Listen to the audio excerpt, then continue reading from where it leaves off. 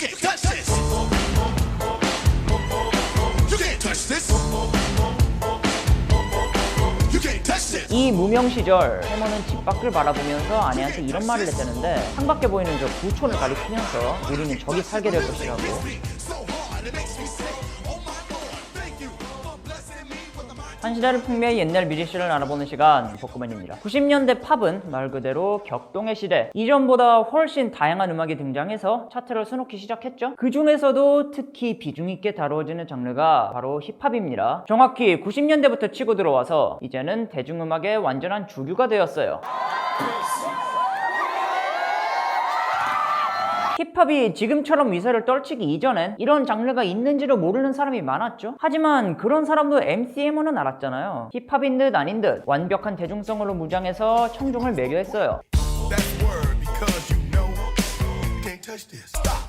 Hammer time. 이 해머타임은 우리나라에서도 모르는 사람이 없습니다. 부정할 수 없는 당대 최고의 스타, 하나의 문화 아이콘과도 같았는데 그 시절 흑인 음악을 대중화시켰다 하면은 바비 브라운이랑 꼭 같이 나오는 이름이기도 해요. 하지만 사실 그만큼 몰락도 빨랐고 어느 순간 사라져서 그 근황을 궁금해하시는 분도 많거든요. 그래서 오늘 다뤄보기로 했어요. 성공을 꿈꾼 MC 해머의 자수성가 이야기와 몰락, 그리고 근황까지 MC 해머의 인생 이야기를 이 영상을 통해서 간략하게 알아보도록 하겠습니다. MC 해머 노래의 가장 큰 특징 중 하나가 분명 힙합인데 욕도 없고 신앙심을 강조하는 등 굉장히 순수했다는 점이거든요. Oh yeah, we pray. 그렇다고 해머가 뭐 상대적으로 여유있는 집안에서 왕자처럼 자랐느냐 하면 그게 아닙니다. 분명 스탠리 커크 버렐의 유년기, 정부가 개발한 저소득층 주택단지에서 자라났고 그렇기에 주변 또한 가난했어요. 범죄에 쉽게 빠져들 수 있었던 어린 시기. 하지만 이때 해머는 야구에 푹 빠져서 일탈도 못했죠. 뜬금없이 웬 야구 얘기냐 하실 텐데 사실 해머가 둘째가라면 서러울 정도의 야구 덕후였다고 합니다. 야구 선수로 꿈꿨고 자기 연고팀 오클랜드 어슬레틱스의 열렬한 팬이었다고 해요. 근데 어릴 때는 야구 직관할 돈이 없어서 야구를 보려고 자기 춤 사위를 이용하고는 했다는 거죠. 그러니까 경기장 앞에서 막 춤을 추면은 선수들이 귀여움에 탄복해가지고 공짜 입장권을 주고 그랬다는 거예요. 이 시절 MC 해머가 따라추던 춤의 주인공이 바로 제임스 브라운이었다고 하는데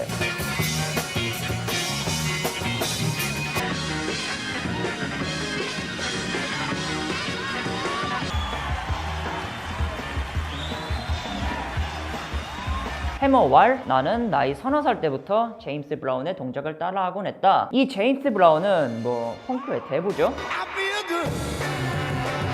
I knew that I wouldn't die. So good. So good. I got you.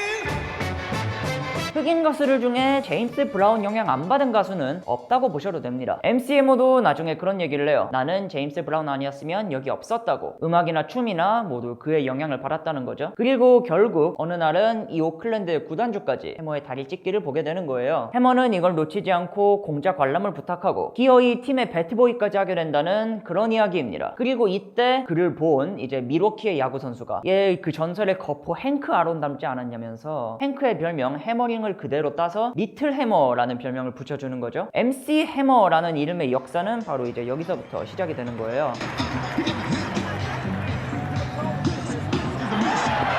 Ceremonial first pitch thrown out by MC Hammer. He's done that before.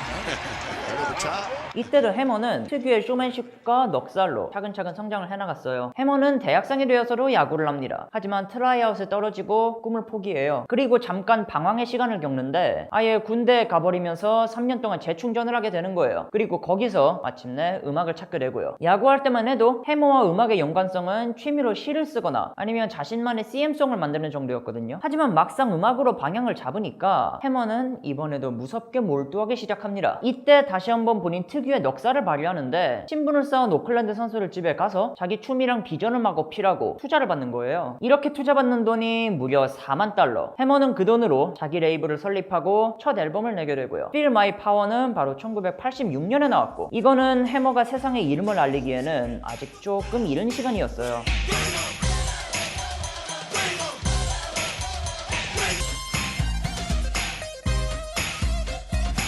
Your party is bogus, yo, it ain't legit. Get started.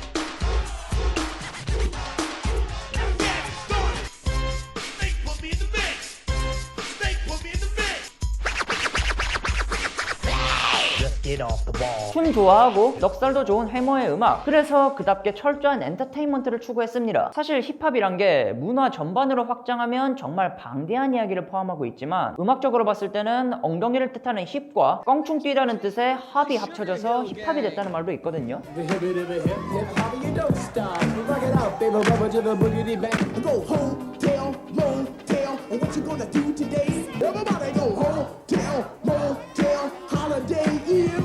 힙합, 이게 엉덩이를 흔드는 음악이라면 MC 해머는 정말로 힙합 가수예요. 이 무명 시절 해머는 집 밖을 바라보면서 아내한테 이런 말을 했다는데, 창밖에 보이는 저 부촌을 가리키면서 우리는 저기 살게 될 것이라고. 아주 야망이 넘치는 사람이죠. 자기 차를 몰고 열심히 미국 서부 구석구석을 돌기 시작합니다. 그러면서 열심히 클럽 DJ들한테 자기 앨범을 막 보내요. 그리고 밤마다 클럽에 가서 일대를 장악하는데, 이런 활약성 덕에 해머의 인디 앨범은 전국적으로 6만 장을 팔게 되는 거예요. 이렇게 여기저기 위세를 떨치니까 당연히 메이저 레코드사의 눈에도 해머가 들어오고요. 클럽에서 좋은 노래가 나와서 이거 누구냐 하니까 MC 해머 거라는 거죠. 그리고 다른 클럽에 또 가니까 이 해머라는 사람이 스테이지를 막 자근자근 씹고 있으니까 캐피톨 레코드가 야, 이거는 물건이다 하는 겁니다. 왜냐면은 이때 캐피톨이 랩하는 가수를 찾고 있었거든요. 대중음악 시장에서 랩이 점점 강세를 보이고 있다, 우리도 이 시장에 포문을 열 가수가 필요하다는 거였는데 해머는 여기에 딱 적격인 가수였어요. 해머는 마침내 메이저 데뷔의 기회를 잡고 협상 테이블에서는 또 자신만의 그런 똥배짱을 튕기게 됩니다. 야, 내가 앨범을 혼자 팔아서 이윤이 이만큼 남는데 너네한테 가면은 이 수익이 줄 거 아니냐. 그러니까 결론은 계약금을 더 내놓으라는 거죠. 그래서 계약금으로 무려 75만 달러를 땡겨오는데 성공. 이때 해머가 얼마나 기뻐했는지 보여주는 증언이 하나 있어요. 해머의 전 보디가드 왈, 해머는 자기 주변인이 욕하는 것도 허용하지 않는 사람이었다. 근데 캐피톨에서 계약금을 받으니까 그냥 발 만세가 되더라고. 그리고 마침내 데뷔를 하는 거죠. 기존의 앨범을 조금 다듬고 신곡을 덧붙인 메이저 데뷔 앨범 Let's Get It Started가 1988년에 발매돼요. Yes, for you. MC Hammer, I'm back again. Hot like fire, the people's desire. MC Hammer's gonna make you retire. I am. They put me in the mix. Put me in the mix. I am.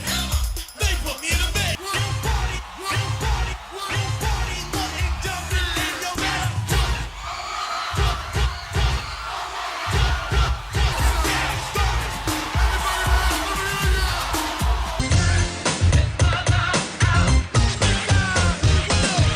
You can't hang. Do it like this. I'm in with the bass chorus, boom like thunder.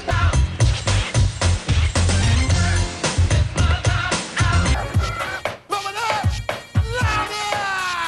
Step off, I set you off, make you talk.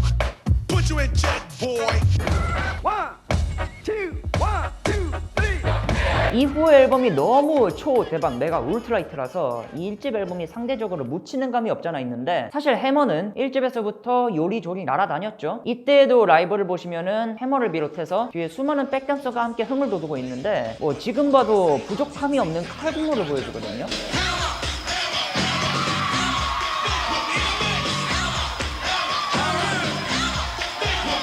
이 시절 해머가 자기 백댄서들을 쥐잡듯이 잡은 거는 아주 유명한 일화입니다. 나중에 MC 해머의 성공을 분석한 잡지를 보면은 이런 부분이 나와요. 해머는 전국 각지에서 모은 자신의 댄서들에게 미친 듯한 훈련을 요구한다. 매일 조깅 4마일, 웨이트 트레이닝과 최소 6시간의 춤 연습이 그것이다 라고. 그러니까 이런 라이브도 엄청난 연습의 산물이 아닌가 그리 봅니다. 이 앨범의 흥행이 결코 나쁜 건 아니었어요. 우리가 아는 그 유명한 2집이 나오기 전부터 이미 미국에서 100만 장을 넘게 팔았거든요. 하지만 해머가 정의하는 자기 음악은 바로 이거. 나는 랩을 한다. 근데 노래도 하고 춤도 춘다. 나는 그냥 랩보다 훨씬 더 많은 일을 하고, 즉 나는 엔터테이너다 라는 거잖아요. 해머는 다음 앨범의 방향성을 정해요. 대중성을 더욱 강화하고 더 큰 성공을 노리겠다는 거였죠. 1989년 해머한테는 3가지 큰일이 있었는데, 첫 번째, 자신의 1집이 100만 장을 판매합니다. 그리고 두 번째, 자신이 응원하는 연구팀 오클랜드 어슬레틱스가 15년 만에 우승을 차지해요. It's a ground ball to the right side, speared by Phillips, flips to Eckersley,